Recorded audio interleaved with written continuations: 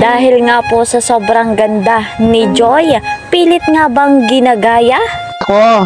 Kasi sabi nila, gaya-gaya daw, gaya-gaya. Pagtingin ko, akala ko si Alan, si Alan Kay. Akala ko bakla. Sabi ko tingin ko. Ayan na, si Madam Bopil, may real talk kay Midit. Bakit nga naman sa dinami-dami ng masusuot na damit, may ginaya pa talaga? Grabe po talaga guys, at maya-maya po mapapanood natin yan. Fresh na fresh nga po ang ating topic. Isa munang magandang araw at gabi sa inyong lahat, saan mang sulok ng mundo. Special shoutout po sa lahat ng supporters ng Dan Joy. Mega love shoutout naman sa mga ka-member ko po sa Karepa, Kalingap, Reactor Partner, mga OFW, silent viewers dyan. Mega love shoutout po sa inyong lahat. Huwag naman nating pagsasawa ang suportahan ang nag-iisang ama ng Kalingap, Kuya Val Santos Matubang, kasama po ng kanyang may bahay, Ate Edna Vlogs. Syempre, ang ating Kalingap Rob, gayon din ang kanyang may bahay, si Madam Jackie Tapia. Napakabuti nga po ng kanilang layunin. Batid natin na marami ng pabahay, scholarship at financial assistance.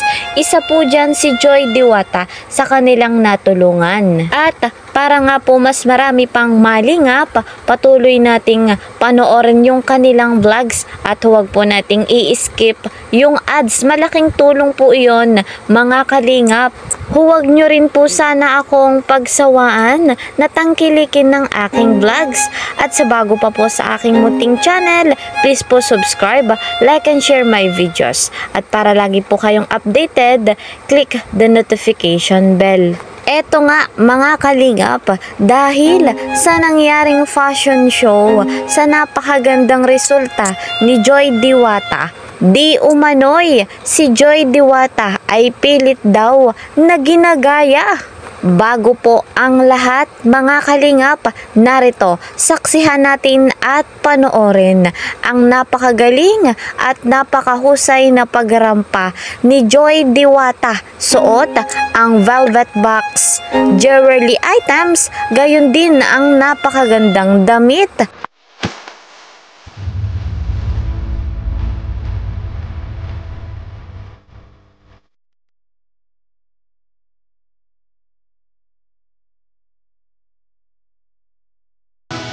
Napakahusay nga po ni Joy Diwata. Para sa kaalaman ng lahat, first time po na rumampa ni Joy. Sa ganitong pagkakataon ay pinuri nga po ni Kalingap Rob. Nakitaan nga po nila si Joy sa napakahusay na potensyal sa pagrampa. Kung papansinin natin yung kasuotan ni Joy, bagay na bagay sa kanya. Speaking of kasuotan, eto, merong lumabas na nagpictorial na kapareho sa kasuotan ng ating Joy Diwata. Ano nga po ba ang real talk dyan ni Madam Bopil? Narito guys, panoorin natin. Credit to the owner of this video, Bopil Mix Vlog. Suot-suot yan ay sa Kalingap Angel. Yan eh. Inarkila mo rin ba to? Noong una nakita ko to, nagulat ako. Kasi sabi nila, gaya-gaya daw, gaya-gaya. Pagtingin ko, akala ko si Alan Kay. Akala ko bakla. Sabi ko tingin ko. Akala ko kasi bakla. Sabi ko tingin ko. Ba't pinagbastan ko pero kahit naman sa ganito, malinaw naman. Huwag lang akong babasa ng maliliit. Talagang maano na yung mata ko, malabo yung mata ko. Aba, ay pagtitig ko ay pambihira. Si Midit pala. Wala kang originality, Midit. Wala kang originality. Naku nga, Midit, real talk yun. Wala kang originality. Narito pa mga kalingap, panoorin pa natin ito. Yung mga, alam ko yung mga viewers mo dyan, yan ay viewers ng Kalingap. Alam kong yan ay mapaparating sa iyo na iyan yung suot ng isang Kalingap Angels. Na kung bakit ikaw ay nagsinuot-suot mo din yan. Na yung isang Kalingap Angels ay alam mong, sorry ka ha, dahil mas maganda yun. Hindi totoo naman, mas maganda yung isang Kalingap Angels. Ayan pa, yan, may pagyakap-yakap pa siya kay, niya. Yan, Alam mo namang yung nagsuot niya dati ay alam kong yun ang ipinalit sa iyo. Ayan nga po mga kalingap, marami nga pong nakapansin sa damit na nasuot ni Midit kung saan kagaya nga po ng kay Joy Diwata. Napakarami nga po nang nagbigay ng reaksyon patungkol dito, mga reaktor na nagbigay ng pahayag. Napagkamalan pa nga pong si Alan Kay, etong si Midit. Maganda naman po mga kalingap etong si Midit, pero iba yung gandang kinang ni Joy Diwata. Etong si Midit, dumarami na nga po ang basher niya dahil sa panibago na namang ginawa niya. Pumili na lamang sana siya ng ibang style ng damit, ng gown. Kahit pilitin niyang gayahin ang ating Joy Diwata ay hindi niya po mapapantayan at hindi niya lalo mahihigitan.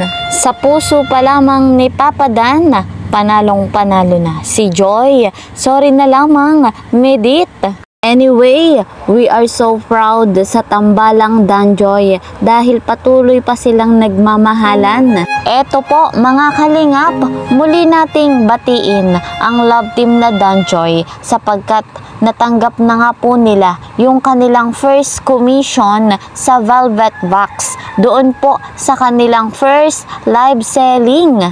Malaking tulong po ito guys mga kalingap, lalo na kay Joy Diwata. Lalo pa nga po at siya ay nag-aaral pa. Yung ganito nga pong opportunity ay lubos na pinagpapasalamat ni Joy Diwata. Lalo pa nga po nung una pa silang malingap ng Team Kalingap. Hanggang ngayon patuloy na inuulan ng blessing ang buhay ni Joy at ng kanyang pamilya. Laging pinapaabot ni Joy Diwata ang kanyang pasasalamat kay Kuya Val Santos Matubang at kay Kalinga Prab. Syempre gayon din po sa mga bigating sponsor na patuloy pa na sumusuporta sa kanya. Bilang ganti ni Joy Diwata, mananatili pong loyal siya at ang kanyang pamilya sa Team Kalingap. Mananatili rin po na mabuti ang kanyang puso kahit na merong manggaya sa kanya. Kaya po guys, alalahanin natin, we are one Kalingap, one family. So, eto po muna ang ating update. See you po sa next video. Mag-iingat po kayo palagi. God bless everyone. God bless Team Kalingap. Bye-bye!